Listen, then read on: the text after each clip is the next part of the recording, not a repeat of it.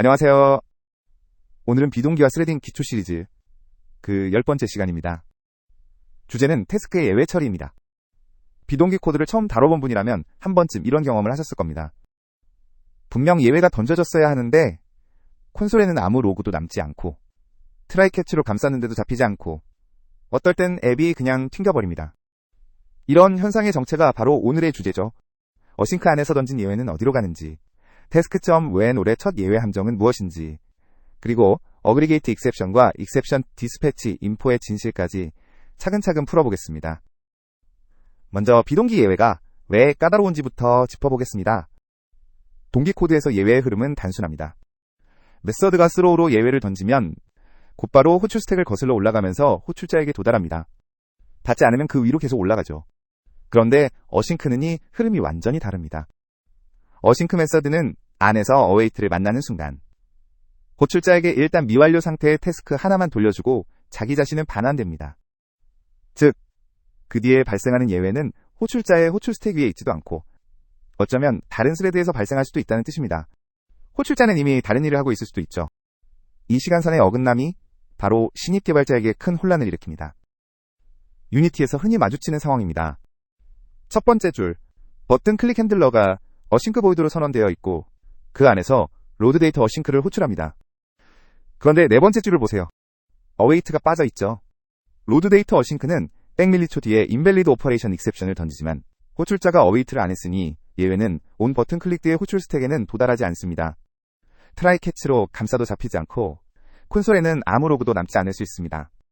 즉, 태스크가 끊긴 순간 예외도 함께 끊어진 셈입니다. 비동기 예외 처리의 첫 번째 규칙은 명확합니다. 예외는 태스크와 함께 흐른다. 태스크가 끊기면 예외도 끊깁니다. 그런데 이 문제가 유니티 모바일 환경에서는 한층 더 무서워집니다. 유니티 모바일 게임에서는 네트워크 호출, 에셋, 로드, 어드레서블 다운로드, 인앱 결제처럼 비동기 흐름이 곳곳에서 등장합니다. 한번 잘못 처리한 예외가 어떤 결과를 가져올까요? 첫째, 무음 실패입니다. 데이터 로드가 실패했는데 로그가 없으니 QA팀이 재현할 방법이 없습니다. 둘째, 상태 불일치입니다. 트랜잭션이 중간에서 끊겼는데도 UI가 다음 화면으로 넘어가 버려서 그 뒤에서 널 레퍼런스 익셉션이 연쇄적으로 터지죠. 셋째, 앱 크래시입니다. 어싱크 보이드에서 예외가 새어나가면 모바일 OS가 앱을 강제 종료합니다. 사용자 입장에서는 그냥 튕겼다는 인상만 남죠. 마지막으로 가장 까다로운 재현, 불가능한 GC 시점 크래시입니다. 미관찰 예외가 GC가 동작할 때야 보고되어 원래 발생 위치와 무관한 곳에서 알림이 뜹니다. 비동기 예외를 제대로 다루지 않으면 디버깅의 구할은 추리 게임이 됩니다. 이 글의 목표는 그 추리를 줄이는 데 있습니다. 그렇다면 핵심 메커니즘을 비유로 풀어보겠습니다. 태스크는 운송 컨테이너라고 생각해보세요. 어싱크 메서드 안에서 작업자가 일을 하다가 예외가 발생하면 그 작업자는 예외를 컨테이너 안에 넣고 컨테이너에 빨간 라벨을 붙입니다. 이 빨간 라벨이 바로 폴티드 상태입니다. 그리고 컨테이너는 호출자의 창고로 배송되죠. 여기서 중요한 건 호출자의 행동입니다. 호출자가 컨테이너를 받아 그냥 책상 위에 올려두면 아무 일도 일어나지 않습니다. 호출자가 어웨이트로 컨테이너를 여는 순간 그제서야 안에 들어있던 예외가 튀어나와 호출자의 코드에 도달합니다. 즉, 예외는 발생 시점이 아니라 관찰 시점, 다시 말해 어웨이트 시점에 호출자에게 도달한다는 점이 핵심입니다. 이 흐름을 그림으로 정리해 보겠습니다. 가장 왼쪽, 어싱크 메서드 내부에서 스로우가 발생하면 컴파일러가 만든 상태 머신이 그 예외를 캡처합니다. 캡처된 예외는 가운데의 태스크 컨테이너로 캡슐화되어 들어가죠. 이때 태스크의 스테터스는 폴티드, 익셉션 속성에는 어그리게이트 익셉션이 채워집니다. 그리고 그 태스크는 오른쪽 호출자에게 반환됩니다. 호출자가 바티 이퀄즈 로드 어싱크 줄에서는 아직 조용합니다. 그러다 어웨이트 T 줄에 도달하는 순간 컨테이너가 열리며 예외가 부활하죠. 하단의 시간 순서를 보시면 예외, 스로우, 태스크의 저장, 호출자가 다른 일을 함, 어웨이트, 도달, 그리고 마지막으로 예외 제스로우 5단계로 이어지는 걸 확인할 수 있습니다. 노란 메모에 정의된 한 줄이 핵심입니다. 호출자가 어웨이트를 빼먹으면 예외는 태스크 안에 갇힌 채 지시를 기다리거나 사라진다.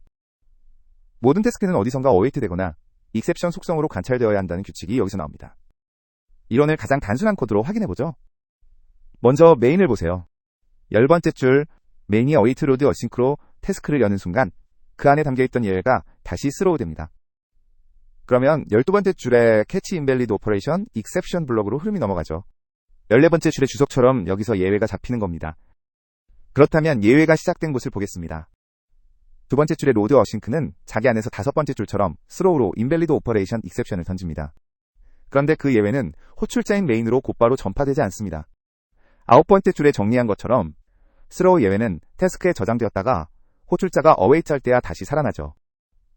만약 메인이 await를 빼고 load async 호출만 했다면 이 예외는 어디에도 도달하지 않고 태스크 안에 갇혀 있다가 사라졌을 겁니다. await 한 줄이 예외 처리의 운명을 결정합니다. 잠깐 async 키워드 자체에 대해 짚고 가겠습니다. async는 비동기 메서드 한정자로 컴파일러에게 이 메서드를 상태 머신으로 변환하라고 지시합니다. 상태 머신이란 중간에 await를 만나면 잠시 멈추고 나중에 다시 이어서 실행할 수 있도록 진행 상태를 추적하는 객체죠. async 한정자가 붙으면 안에서 await를 사용할 수 있고 메서드의 모든 스로우와 반환은 태스크에 감싸집니다. 즉, 예시처럼 async 태스크 로드 async 메서드를 호출하면 호출자는 태스크를 받고 그 안에서 발생하는 예외도 같은 태스크에 담겨 함께 흐르게 됩니다. 그렇다면 이 마법은 실제로 어디서 일어날까요? IL을 직접 들여다보면 그 정체가 드러납니다. C# 컴파일러는 async 메서드를 보면 자동으로 별도의 상태의 머신 클래스, 정확히는 스트럭트를 하나 만들어 작업의 진행 상태를 관리합니다. 그 안에는 moveNext라는 메서드가 있는데 이 메서드 본문이 사실상 거대한 트라이 캐치로 둘러싸여 있습니다. 사용자가 던진 예외를 트라이 캐치가 가로채서 async 태스크 메서드 빌더의 set exception 호출로 태스크에 저장하는 거죠. 즉, 우리가 작성한 스로우는 호출 스택을 따라 위로 올라가는 게 아니라 컴파일러가 깔아둔 캐치에 잡혀 태스크의 상태로 변환됩니다. 실제 IL을 보겠습니다. moveNext 메서드 안에 .try 블럭이 보이시죠? 10번째 줄과 12번째 줄을 보세요. 사용자 코드 본문은 try 블럭 안에 들어가 있고 사용자가 스로우로 던진 invalid operation exception은 try 블럭 안에서 발생합니다. 즉, 우리가 async 메서드 본문에 작성한 코드는 컴파일러가 자동으로 CMTry로 감싼 안에서 실행된다는 뜻입니다. 그리고 스로우 직후 캐치 블록으로 흐름이 넘어갑니다. 19번째 줄과 21번째 줄에 핵심이 있습니다. 컴파일러는 잡은 예외를 호출 스택 위로 다시 던지는 대신 async 태스크 메서드 빌더의 set exception을 호출합니다. 이 한 호출이 바로 예외가 태스크에 담긴다는 표현의 실체입니다. 사용자가 스로우한 예외는 호출 스택을 거슬러 올라가지 않고 태스크의 상태로 변환되어 호출자가 await 할 때까지 그 안에 잠들어 있게 됩니다. 여기서 흔히 헷갈리는 부분 하나를 짚어보겠습니다. async 메서드 아니라고 해서 모든 코드가 비동기로 실행되는 건 아닙니다. 첫 번째, await가 등장하기 전까지의 코드는 호출자의 스레드에서 동기적으로 실행됩니다. 그렇다면 그 동기 구간에서 스로우하면 예외가 호출자에게 즉시 도달할 거라고 기대하기 쉽죠. 그런데 그렇지 않습니다. 그 부분에서 던진 예외도 똑같이 태스크에 담깁니다. async라는 한정자가 붙은 순간 메서드의 모든 스로우는 컴파일러가 깔아둔 트라이 캐치에 잡혀 태스크로 변환되기 때문입니다. 예시 코드를 보세요. 네 번째 줄, argument null exception을 스로우하고 있죠. 이 스로우는 분명 5번째 줄의 await task.delay보다 위에 있습니다. 그러니 동기적으로 실행되는 부분이죠. 그래서 호출자가 보기엔 즉시 던져질 것 같지만 실제로는 그렇지 않습니다. validate된 워크 어싱크에 널을 넘기면 호출자는 즉시 예외를 받지 않고 이미 폴티드 상태가 된 태스크를 돌려받습니다. 그리고 호출자가 그 태스크를 await 해야만 argument null exception이 부활하죠. 인수검증 실패를 즉시 알리고 싶을 때의 동작은 의도와 어긋납니다. 그래서 함정 섹션에서 동기 검증을 분리하는 패턴을 따로 다룹니다. 여기서 자연스럽게 떠오르는 의문이 하나 있습니다. await가 태스크에 담긴 예외를 다시 스로우할 때 단순히 스로우 익셉션 한 줄을 호출하면 안 될까요? 답은 안 된다입니다. 비동기 작업은 여러 스레드를 자유롭게 넘나듭니다. 만약 await가 단순히 스로우 익셉션을 호출했다면 원래 발생 지점의 스택 트레이스는 사라지고 await 라인의 스택 트레이스로 덮어 씌워집니다. IO 익셉션이 어느 파일 작업에서 발생했는지 더 이상 알 수 없게 되고 디버거가 가리키는 위치는 항상 await 라인이 되어버리죠. 이건 디버깅 측면에서 치명적입니다. 그래서 단넷은 익셉션 디스패치 인포, 우리말로 예외 발송 정보 보관 객체라는 우회 장치를 사용해 문제를 해결합니다. 익셉션 디스패치 인포가 어떻게 동작하는지 두 단계로 정리한 그림입니다. 왼쪽은 캡처 단계, 즉 예외 발생 시점입니다. async 메서드 안에서 throw new IO 익셉션이 일어나면 곧바로 exception dispatch info.capture가 호출되어 그 예외의 스택 트레이스를 객체 안에 동결시킵니다. 동결된 정보는 task.exception에 저장되죠. 오른쪽은 throw 단계, 즉 await 시점입니다. 호출자에서 await 태스크가 실행되면 내부적으로 ed.throw 호출이 일어나고 동결되어 있던 스택 트레이스를 복원해 현재 위치에서 다시 throw합니다. 이 두 단계 덕분에 예외는 await 라인이 아니라 원래 발생한 위치까지 그대로 추적할 수 있게 됩니다. 이 동작을 직접 확인해 볼 수 있는 코드입니다. 네 번째 줄 main은 await outer를 try로 감싸 호출합니다. 그리고 14번째 줄 outer는 다시 await inner를 호출하죠. 다음 페이지에 나올 inner는 그 안에서 invalid operation exception을 throw합니다. 호출 체인은 inner를 출발해 outer, main으로 이어집니다. 만약 exception dispatch info가 없었다면 메인의 캐치가 잡는 예외는 inner의 정보를 잃은 채 await 라인만 가리킬 겁니다. 하지만 실제로는 그렇지 않습니다. inner의 정체와 실행 결과를 같이 보겠습니다. 5번째 줄에서 throw가 실제로 발생합니다. 그리고 실행해보면 출력된 스택 트레이스의 10번째 줄과 11번째 줄에 inner와 outer가 모두 보입니다. 즉, 진짜 발생 지점인 inner의 라인 번호가 await 라인에 묻히지 않고 그대로 살아남았다는 뜻입니다. 호출 체인 전체가 보존되니 디버거에서 진짜 발생 위치로 곧장 점프할 수 있죠. 참고로 C#5 이전 시절 task.wait로 동기 대기하던 방식은이 보존이 약했습니다. 그래서 진단이 훨씬 어려웠죠. exception dispatch info가 비동기 디버깅의 풍경을 완전히 바꿔놓은 셈입니다. 자, 이제 가장 자주 헷갈리는 주제로 넘어갑니다. task.when올의 첫 예외 함정입니다. task.when올은 여러 작업을 모두 기다리는 결합 메서드죠. 그런데 결합된 태스크를 await하면 하나의 예외만 던져집니다. 여러 작업이 동시에 실패해도 마찬가지입니다. 직관적으로는 여러 예외가 한꺼번에 잡힐 것 같은데 실제로는 첫 번째 예외 하나만 캐치에 도달합니다. 왜 이렇게 동작하는지, 그리고 나머지 예외는 어디로 가는지 차근차근 살펴보겠습니다. 코드로 확인해보죠. 4, 5, 6번째 줄에서 T1, T2, T3 3개의 작업이 시작됩니다. 각각 50, 60, 70m초 뒤에 A 실패, B 실패, C 실패라는 예외를 던지도록 만들어 두었습니다. 10번째 줄에서 task.when올을 await로 기다립니다. 세 작업이 모두 실패할 텐데 캐치는 어떻게 받을까요? 14번째 줄을 보세요. 첫 번째 예외 하나만 잡힙니다. 실제로 실행해보면 출력은 한 줄, 잡힌 invalid operation, exception, A 실패뿐입니다. B 실패와 C 실패는 캐치 블록에 도달하지 않습니다. 그렇다면 사라진 걸까요? 왜 이런 동작을 선택했을까요? 이건 언어 설계자의 신중한 결정입니다. 만약 await가 aggregate exception, 즉 여러 예외를 하나로 묶은 컨테이너를 그대로 던졌다면 모든 사용자가 catch aggregate exception과 inner exceptions 순회 코드를 매번 작성해야 했을 겁니다. 그런데 실제 코드의 절대 다수는 await할 작업이 하나뿐인 경우입니다. 그래서 단일 예외만 던지는 단순성을 기본으로 선택했죠. 다만 모든 예외를 잃어버리지는 않게 안전장치를 두었습니다. 결합된 태스크의 exception 속성에는 aggregate exception이 그대로 살아있어서 필요하면 직접 꺼낼 수 있게 한 거죠. 그러면 모든 예외를 보고 싶을 때 쓸 수 있는 두 가지 패턴을 비교해 보겠습니다. 왼쪽 패턴 1task.exception 직접 확인 방식입니다. 결합된 태스크를 변수홀에 보관하고 await all 하다가 캐치가 잡으면 all.exception을 꺼내 플래튼한 inner exception제를 순회합니다. 모든 예외를 한 곳에서 받을 수 있죠. 오른쪽 패턴 2개별 태스크 순회 방식입니다. 처음부터 T1, T2, T3를 배열로 보관해 두었다가 await가 끝난 뒤 각 태스크의 이즈폴티드를 검사합니다. 이 패턴의 장점은 어떤 태스크가 실패했는지까지 정확히 알 수 있다는 점입니다.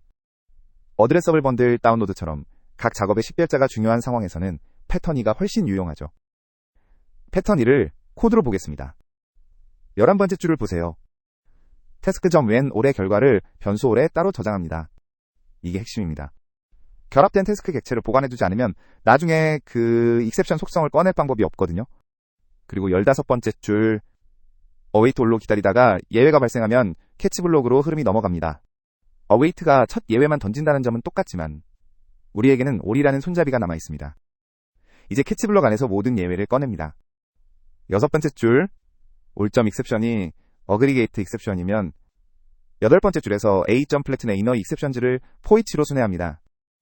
9번째 줄에서 각 inner의 메시지를 출력하죠. 플래튼은 중첩된 aggregate exception을 평탄화하는 메서드입니다. 결과는 12번째 줄에 정리한 것처럼 A 실패, B 실패, C 실패가 모두 출력됩니다. await는 첫 예외만 보여주지만 태스크 익셉션에는 모든 예외가 그대로 살아있다는 사실이 이렇게 확인되죠. 어그리게이트 익셉션 자체에 대해 짧게 정리하고 가겠습니다. 어그리게이트 익셉션은 여러 예외를 하나로 묶는 컨테이너 예외입니다. 병렬 작업처럼 한 번에 여러 예외가 동시에 발생할 수 있는 상황을 위해 만들어진 타입이죠. 안에는 이너 익셉션즈라는 컬렉션이 있어 모든 자식 예외를 담고 있습니다. 그리고 플래튼 메서드는 중첩된 어그리게이트 익셉션을 평탄화해줍니다. 어그리게이트 익셉션 안에 또 어그리게이트 익셉션이 들어있는 구조가 되면 순회가 번거로우니까요. 예시처럼 포이치로 한 번 도는 것만으로 모든 자식 예외를 처리할 수 있게 됩니다. 그렇다면 첫 예외만 꺼내는 그 동작은 정확히 어디서 일어날까요? IL을 보면 답이 나옵니다. await all 한 줄을 컴파일하면 내부적으로 getAwait를 호출해 await를 얻고 거기서 getResult를 호출합니다. 이 getResult가 바로 태스크의 상태를 점검하고 폴티드라면 이너 익셉션즈 가운데 첫 번째 하나만 익셉션 디스패치 인포로 꺼내 다시 스로우하는 책임자입니다. IL 요약을 보겠습니다. 첫 번째 줄 await all 한 줄이 결국 getResult 호출 한 번으로 컴파일됩니다. 그리고 다섯 번째와 여섯 번째 줄의 주석에 핵심이 정리되어 있죠. task.exception이 어그리게이트 익셉션이라도 여기서 이너 익셉션즈의 0번 인덱스, 즉 첫 번째 예외만 익셉션 디스패치 인포로 꺼내 스로우합니다. 이 동작은 모든 await의 공통입니다. task.when all만의 특별한 처리가 아니라 await라는 키워드 자체의 일관된 의미론이라는 점이 중요합니다. task.when all과 자주 함께 등장하는 task.whenany에 대해서도 짚어두겠습니다. task.whenany는 여러 작업 중 가장 먼저 끝난 하나만 기다리는 메서드입니다. 그런데 이건 자체로는 절대 스로우하지 않습니다. 어떤 작업이 가장 먼저 끝났는지를 알려주는 태스크인 태스크만 반환할 뿐이죠. 만약 예외가 발생한 작업이 가장 먼저 끝났다면 그 작업을 한 번 더 어웨이트 해야 예외가 도달합니다. 웬을과 정반대 동작이라 헷갈리기 쉬우니 꼭 기억해두세요. 코드로 보면 더 분명해집니다. 첫 번째 줄 태스크.whenany를 어웨이트하면 가장 먼저 끝난 태스크 자체가 위너 변수에 들어옵니다. 이 단계에서는 예외가 던져지지 않습니다. 두 번째 줄에서 그 위너를 한 번 더 어웨이트해야 그 안에 담긴 예외가 부활하죠. 이 패턴은 파트 13의 8편 task.when all, whenany에서도 다뤘던 부분이지만 예외 흐름 관점에서는 여기서 다시 확인해둘 가치가 있습니다. 이제 가장 위험한 함정을 다룰 차례입니다. 어싱크 보이드입니다. 왜 어싱크 보이드가 위험한지 이해하려면 어싱크 메서드의 반환형 종류를 먼저 정리해야 합니다. 어싱크 메서드의 반환형은 셋 중 하나입니다. 표로 비교해 보겠습니다. 표를 보세요. 태스크와 태스크 제너리티는 호출자가 어웨이트 할 수 있고 예외는 어웨이트 시점에 스로우됩니다. 다만 태스크 제너리티는 결과값까지 함께 반환하죠. 그런데 마지막 보이드는 호출자가 어웨이트 할 수 없습니다. 어웨이트 가능 여부 칸에 빨간 X 표시가 보이시죠? 그리고 예외 전달 경로는 더 무섭습니다. 동기화 컨텍스트로 직접 발사되어 처리되지 않으면 프로세스가 종료됩니다. 즉, 어싱크 보이드는 반환할 태스크가 없으니 호출자가 결과도 예외도 받을 방법이 없는 거죠. 이 차이를 그림 한 장으로 비교해 보겠습니다. 왼쪽 빨간 박스가 어싱크 보이드입니다. 어싱크 보이드 푸 안에서 스로우가 발생하면 예외는 곧장 싱크로나이제이션 컨텍스트로 직접 발사됩니다. 그 컨텍스트가 받아주는 사람이 없으면 단넷, 런타임이 처리되지 않은 예외로 간주해 프로세스를 종료시키죠. 어두운 빨간 띠에 적힌 처리 못하면 프로세스 종료가 그 결말입니다. 오른쪽 초록 박스가 어싱크 태스크입니다. 똑같이 스로우가 발생해도 예외는 task.exception에 안전하게 저장되고 호출자가 await로 트라이 캐치할 수 있습니다.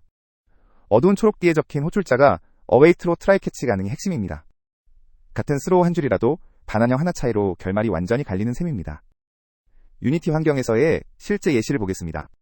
샵 컨트롤러에 구매 버튼이 하나 있고 10번째 줄에서 온 클릭 리스너로 온 바이 클릭들을 등록합니다.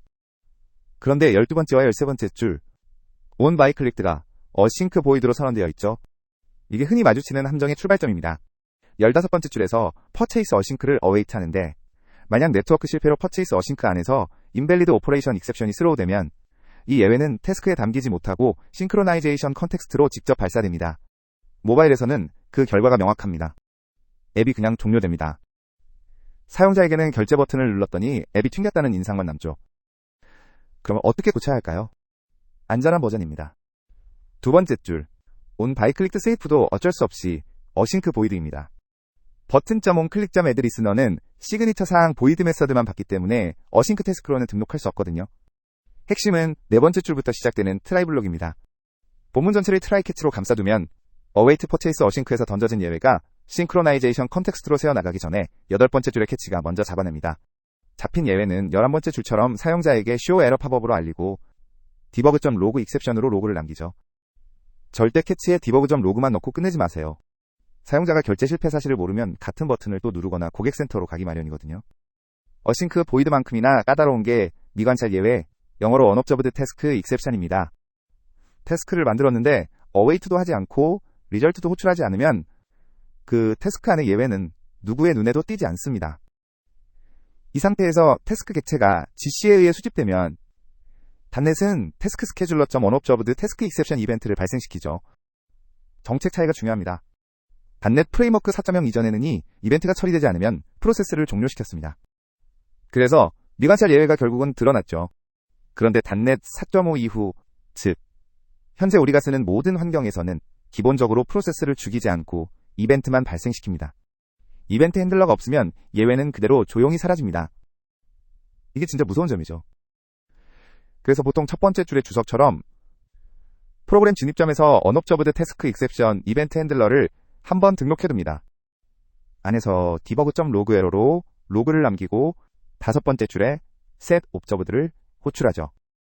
set observed는 단넷에게 예외는 관찰했다고 알려서 더 이상 위로 전파하지 않게 하는 신호입니다. 그리고 8번째와 9번째 줄 fire and forget 패턴입니다.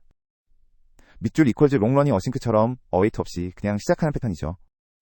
보통은 피해야 합니다.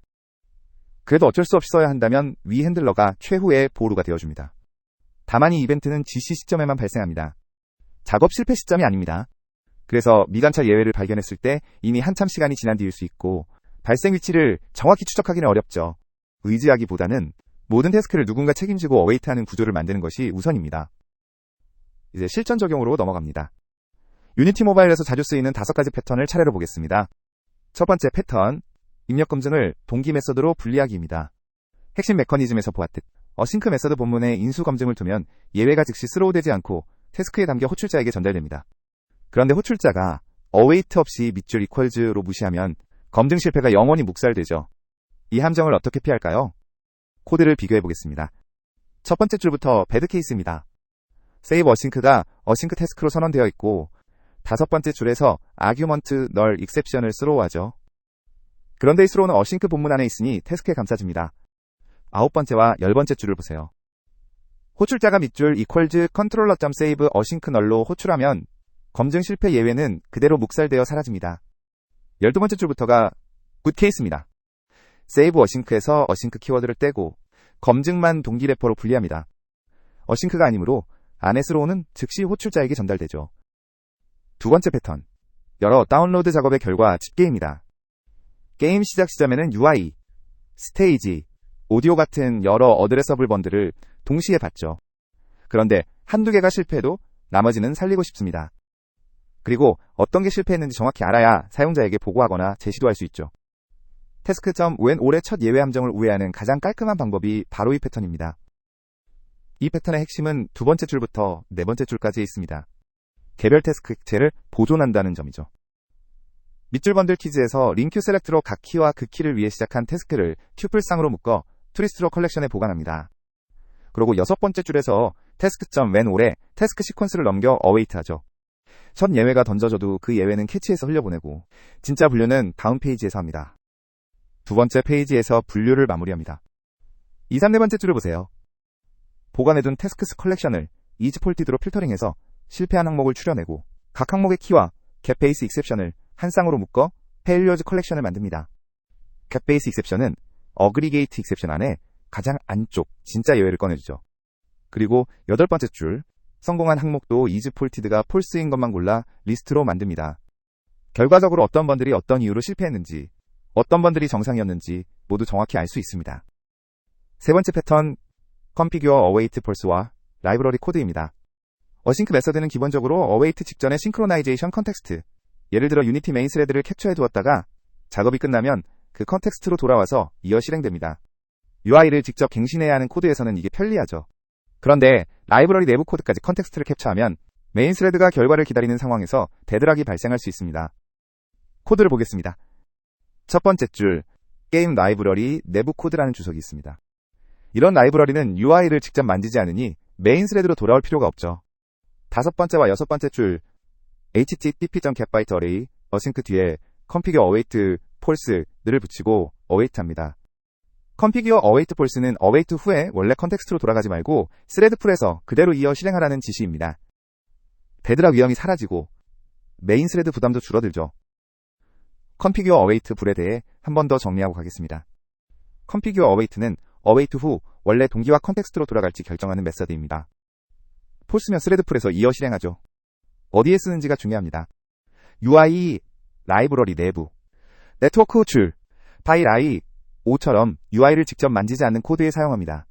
반대로 UI를 직접 갱신해야 하는 코드, 예를 들어 유니티의 transform.position 갱신 같은 곳에서는 사용하면 안 됩니다.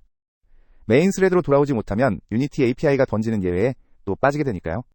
configure await false는 예외 처리와 직접 관련은 없지만 데드락으로 인한 가짜 예외, 즉 타임아웃이나 오퍼레이션 캔슬드 익셉션을 줄여주므로 묶어서 기억해두면 좋습니다. 네 번째 패턴, 취소와 예외의 구분입니다. 오퍼레이션 캔슬드 익셉션은 캔슬레이션 토큰이 발사되었음을 알리는 표준 예외입니다. 파트 13의 9편 취소 토큰에서 다룬 그 토큰의 동반자죠. 이 예외는 정상적인 취소 신호입니다. 일반 오류와 똑같이 처리하면 사용자에게 무관한 에러 토스트를 띄우게 됩니다. 그래서 별도의 캐치로 깔끔하게 분리해줘야 합니다. 코드 패턴은 단순합니다. 다섯 번째 줄의 캐치가 핵심입니다. 캐치 오퍼레이션 캔슬드 익셉션 뒤에 when 필터를 붙여 token.is cancellation requested가 true일 때만 잡도록 합니다. 이렇게 하면 일곱 번째 줄 주석처럼 정상적인 취소 처리만 분리할 수 있죠. 단순히 debug.log로 사용자가 다운로드를 취소했습니다 정도만 남기고 빨간 에러 토스트를 띄우지는 않습니다. 그리고 12번째 줄, 그 아래 일반 캐치 익셉션은 진짜 오류만 받게 됩니다. show error 팝업으로 사용자에게 알리고 debug.log 익셉션으로 로그를 남기죠. 취소와 오류가 깔끔하게 분리됩니다. 방금 사용한 when 키워드에 대해 짧게 짚고 가겠습니다. when은 캐치 필터, 다른 말로 익셉션 필터입니다. 캐치절에 추가 조건을 붙여서 조건이 참일 때만 그 캐치가 활성화되도록 합니다. 거짓이면 마치 그 캐치가 없는 것처럼 다음 캐치를 찾으러 갑니다. 흥미로운 특징은 스택을 풀지 않은 채 조건을 검사한다는 점입니다. 그래서 진단 정보가 보존되죠. 예시처럼 catch http exception ex when ex.status code equals 503이라고 쓰면 503일 때만 잡고 그 외 http exception은 다른 캐치로 자연스럽게 넘어갑니다. 다섯 번째 패턴, 밸류 태스크의 예외 처리 차이입니다. 밸류 태스크는 할당을 줄이기 위한 구조체 기반 태스크 대체제입니다. 지시 압박이 큰 핫패스, 예를 들어 매 프레임 호출되는 코드에서 사용합니다. 예외 처리 자체는 태스크와 동일하지만 두 가지 주의점이 있죠. 첫째, 두 번 어웨이트 금지입니다. 밸류 태스크는 한 번만 어웨이트 할 수 있습니다. 두 번 하면 예외가 아닌 정의되지 않은 동작이 발생합니다. 두 번 쓸 일이 있다면 as 태스크로 변환해 태스크로 보관해야 합니다. 둘째, task.whenall에 못 넣는다는 점입니다. task.whenall은 IEnumerable generic task를 받기 때문이죠. 역시 as 태스크로 변환해야 사용 가능합니다. 예시는 단순한 캐시 패턴입니다. 네 번째 줄을 보세요. 캐시 히트가 발생하면 new value task로 캐시드 값을 즉시 반환합니다.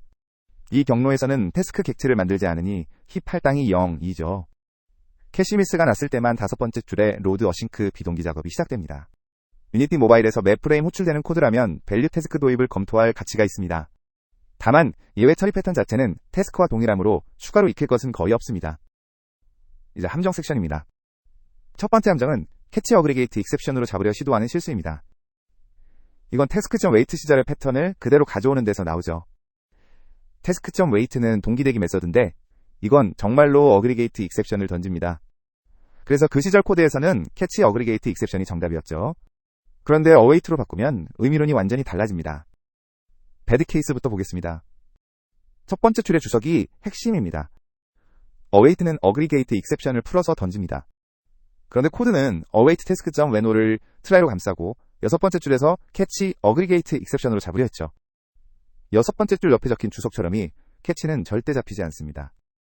왜냐하면 await는 aggregate exception의 inner exception, 즉 0번 인덱스만 풀어서 던지기 때문입니다. 그러니 실제로 캐치가 받는 건 aggregate exception이 아니라 그 안에 들어있던 진짜 예외, 예를 들어 invalid operation exception이죠. 이제 굿 케이스입니다. 첫 번째 줄 주석처럼 예외 타입 자체로 잡고 task.exception에서 모든 예외를 수집합니다. 네 번째 줄, 결합된 태스크를 변수 홀에 보관해 두는 게 핵심이죠. await 홀이 첫 예외만 던지더라도 올 객체는 그대로 살아있어 나중에 exception 속성을 꺼낼 수 있습니다. 아홉 번째와 열 번째 줄, all.exception이 aggregate exception이면 플래튼한 inner exceptions를 포이치로 순회합니다. 즉, 일반 캐치로 첫 예외를 받고 모든 예외는 task.exception에서 직접 꺼낸다는 패턴입니다. 두 번째 함정은 fire and forget을 밑줄 equals로 가리는 실수입니다. 첫 번째 줄과 두 번째 줄을 보세요.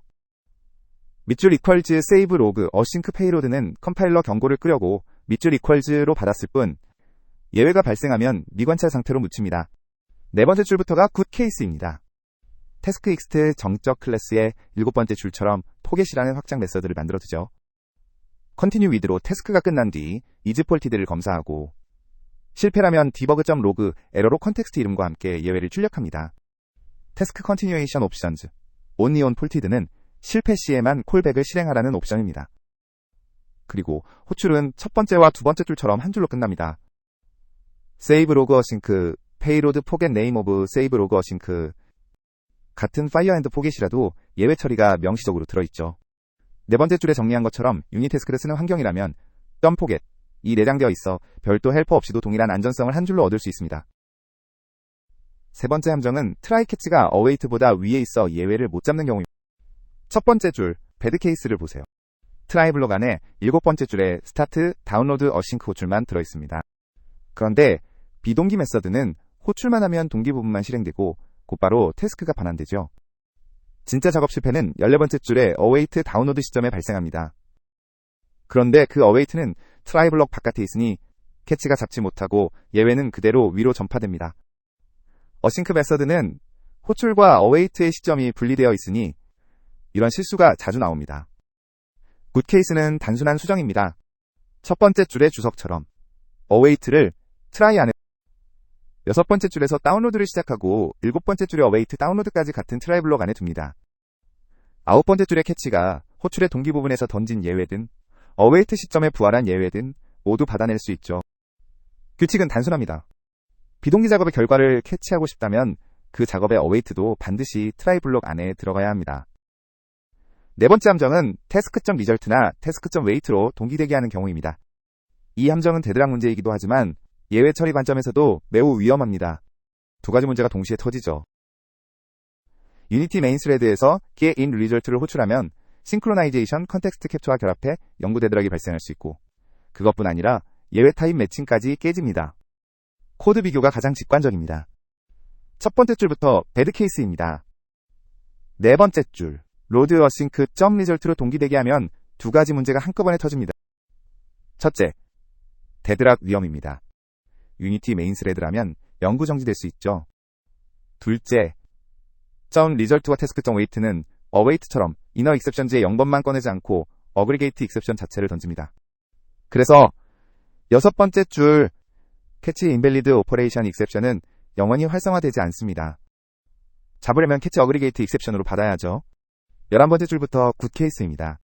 14번째 줄 같은 코드를 await로 바꾸기만 했는데 데드락 위험이 사라지고 catch invalid operation exception도 정상 동작합니다. 동기대기는 시작 코드, 즉 메인 진입이나 콘솔 도구에서만 허용하고 그 외에는 마지막 다섯 번째 함정은 유닛 태스크와 태스크 혼용 시 예외 변환에서 일어나는 문제입니다. 유닛 태스크 환경에서도 태스크를 받는 외부 라이브러리를 호출할 일이 생깁니다. 예를 들어 단넷 표준 HTTP 클라이언트의 결과는 태스크죠. 이 태스크를 유닛 태스크로 변환할 때 예외도 함께 따라옵니다. 변환 자체는 잘 되지만 컨텍스트 차이가 함정의 씨앗이 되곤 코드를 보세요. 첫 번째 줄의 주석처럼 태스크에서 유닛 태스크로 변환합니다. 두 번째 줄 add 유닛 태스크 호출 한 번이면 끝이고 예외도 함께 전달됩니다. 세 번째 줄 await 유닛 시점에 태스크의 예외가 그대로 문제는 변환 과정에서 추가 컨텍스트 캡처가 일어나지 않는다는 점입니다. 유닛 태스크는 플레이어 루프 기반이고 태스크는 스레드풀 기반이라 캐치가 활성화되는 시점에 스레드가 다를 수 있습니다. debug.log처럼 메인 스레드를 요구하는 호출이 캐치 안에 있다면 메인 스레드가 아닌 곳에서 호출되어 문제가 이런 함정은 유닛 태스크가 만능이 아님을 알려주는 좋은 사례입니다. C# 버전별 변화를 정리해보겠습니다. 비동기 예외 처리의 핵심은 사실 C#5에서 거의 결정되었고 이유는 작은 개선에 가깝습니다. 2012년 닷넷 4.5와 함께 등장한 C#5에서 어싱크와 어웨이트 키워드, 그리고 상태 머신 기반, 그리고 처음부터 어웨이트는 단일 예외만 던지는 의미론이었습니다. 익셉션 디스패치 인포도 함께 추가되어 비동기 예외의 스택 트레이스 보존이 가능해졌습니다. 또 같은 시기에 기본 미관찰 예외 정책이 프로세스 종료에서 이벤트만 발생으로 변경되었습니다. 그래서 그때부터 미관찰 예외가 조용히 사라지는 환경이 만들어진 거죠. 2015년 닷넷 4.6과 함께 등장한 C#6에서는 캐치와 파이널리 블록 안에서도 어웨이트를 쓸 수 있게 되었습니다. C#5까지는 이게 불가능해서 예외 처리 도중에 비동기 정리, 예를 들어 임시 파일을 비동기로 삭제하는 작업을 할 수 없었죠. C#6부터는 가능해졌습니다. 코드 예시입니다. 첫 번째 줄의 주석처럼 C#5에서는 컴파일 에러가 나는 코드입니다. 캐치 블록 안에 아홉 번째 줄을 보세요. await log to server, 어싱크로 에러를 서버, 그리고 여덟 번째 줄의 주석처럼 C#6부터 OK입니다. 즉, 예외를 캐치한 직후 비동기로 추가 정보를 보내고 그 다음 스로우로 다시 던질 수 있게 된 거죠. 이어서 12번째 줄부터의 파이널리 블록을 보세요. 14번째 줄과 15번째 줄, await cleanup temp files, 어싱크로 임시 파일을 비동기로 정리합니다. 이것도 C#6부터 가능해졌죠. 이 변화는 IL 수준에서 상태 머신이 try, catch, 파이널리 구조를 가로지를 수 있도록 컴파일러가 작은 개선처럼 보이지만 비동기 정리 코드를 자연스럽게 작성할 수 있게 한 중요한 진전이었죠. 같은 시기 C#6에서 도입된 when 키워드도 비동기 예외 처리와 앞서 패턴 4에서 본 오퍼레이션 캔슬드 익셉션 처리에서도 when을 사용했죠.